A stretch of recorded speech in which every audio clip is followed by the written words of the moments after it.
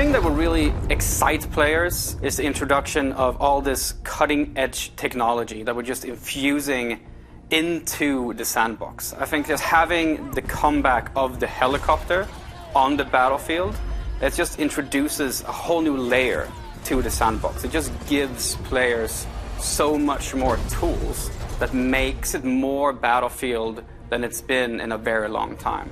We really enable our players to be really, really creative with the tools we give them. And that's what Battlefield is kind of all about. Being in a massive, open war setting and being able to say, like, hey, there's a problem over there, go solve it. And the players actually choose how they want to solve that problem, and through that process create their own Battlefield moments. So in 2042, you will experience 3 really distinct experiences.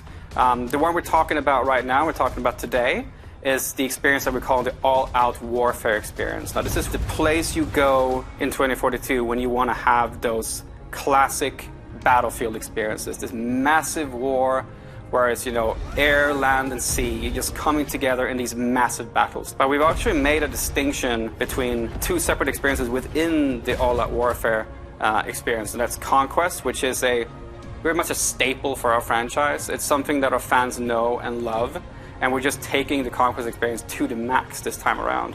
Conquest is all about the freedom, the access to the sandbox, being able to choose where you fight, how you fight, where you want to go. But it's also experience that will allow players to kind of choose their own pacing, and there's moments in Conquest where it's complete chaos. When a lot of players they just converge on a single point and the chaos goes up to the maximum. But there's also moments within Conquest where, you know, you've just had that big battle and now you've won that battle and you go like, okay, you bring up your map and you have a conversation with your friends and you say like, okay, where do we want to go next? Oh, we need to go over there to that state. Okay, how do we get there? Oh, let's call in a vehicle. And a vehicle, you can call it in wherever you want, and then your friends, you hop into the transport vehicle and you go across the map and you go to a new location where there's a new fight. So Conquest is just that full freedom to the sandbox. And right next to that lives the other experience within All Out Warfare, which is Breakthrough. And this is a significantly more guided experience. It takes you on a journey throughout the entire map. And in Breakthrough, there's an attacker and there's a defender team. And we kind of compress them into fighting head-on in a specific space. So the time to action is short, and the level of chaos is really, really high. There's helicopters, and there's tanks, and there's infantry. There's just everything happening, and it's just complete chaos in Breakthrough. So All Out Warfare kind of takes these 2 fan-favorite staple modes, and we make them distinctly lean into their specific strength. You will actually be able to play All Out Warfare experiences up to 128 players, which is a double to what we've done in the past in the franchise. And this is really, you know, you can have those moments when you're playing 2042, when you're sitting in the helicopter and you look down and you just see this, you know, sea of tanks, soldiers, infantry, helicopters, fighter jets just moving in unison, and you kind of get this feeling that you're part of something bigger, like a really, really massive army. And that's the strength of the massive play spaces that we're building. And we're able to really make this play really well. We've altered our way of handling level design. Because it wasn't just as simple as, you know, just making it bigger and then portion the locations out. It doesn't really work that way. So we've leaned into a new type of design mentality that we're calling clustering. Now, what clustering means that you will have a massive battlefield in front of you. But within this massive battlefield, you will have particular clusters of objectives. So the map Hourglass is set in Doha, Qatar. And it is, I'm not going to go into any specifics about exactly how large it is, but it is definitely one of the larger maps that we will have in 2042.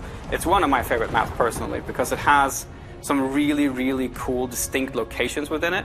Down to the south of the map, you'll have a fully destructible village. And this is a great space for infantry and vehicles alike, because you know as a Battlefield player that infantry is skulking around inside the buildings, but when you're in your tank or your attack helicopter, you can just can destroy those buildings and get access to the infantry. And you can go further east and you'll find a bunch of high-rises, skyscrapers. And so there's a whole section there where you can enter the skyscrapers, you can go up to the top of them, you can zip line between the roofs, have fights in between the rooftops. But if you want to change it up even more, you can basically skydive off of the skyscrapers. And if you're playing a particular specialist that has access to a wingsuit, you can actually glide across the entire map space and get yourself all the way over to the stadium, which is on the east side of the map. And the stadium itself, it's a place you go when you really want to just take out your shotgun and have some close quarters combat. So the mentality here of building larger maps, but creating locations within that map where there's a particular type of gameplay. And with the Conquest game mode, for example, you will also see the fact that if you want to capture the entirety of the stadium, it's not just to go there and capture one location. You actually have to capture multiple locations within the stadium in order for you to kind of to consider it yours, that your team can actually get benefits from it. So lots of dynamic moments on Hourglass. And if you saw in the gameplay trailer as well, there's a massive wall of sand moving across the entire gameplay space. So what happens when this massive wall comes, of course it engulfs you in the storm itself. But as it passes by, it leaves the entirety of the map in a different mood, in a different light, and it changes the visibility for the player. And this is a really good time for you to lead into our Plus system, where you have the capability to actually alter the customization on your weapon. But I'd also like to mention, though, that the wall of sand is one thing, right? But there's also the possibility of the tornado.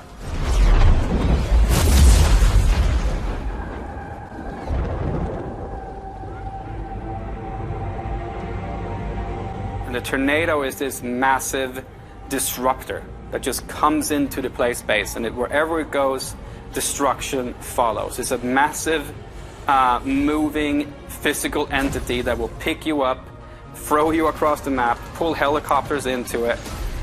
It's just a crazy, fun physics experience that happens as you play the map. So everything is in the hands of the player. This really is a sandbox. And these moments are in the hands of the player. While in other games the Battlefield moments are pre-scripted, in our game they just happen, and they happen differently every single time because it's players controlling what's happening around you. That's something that you only get in Battlefield, and that's why I love Battlefield so much.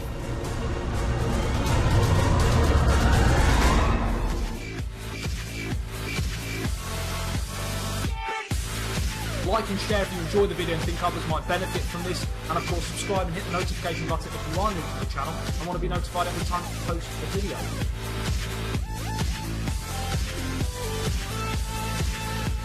Eat some love, baby!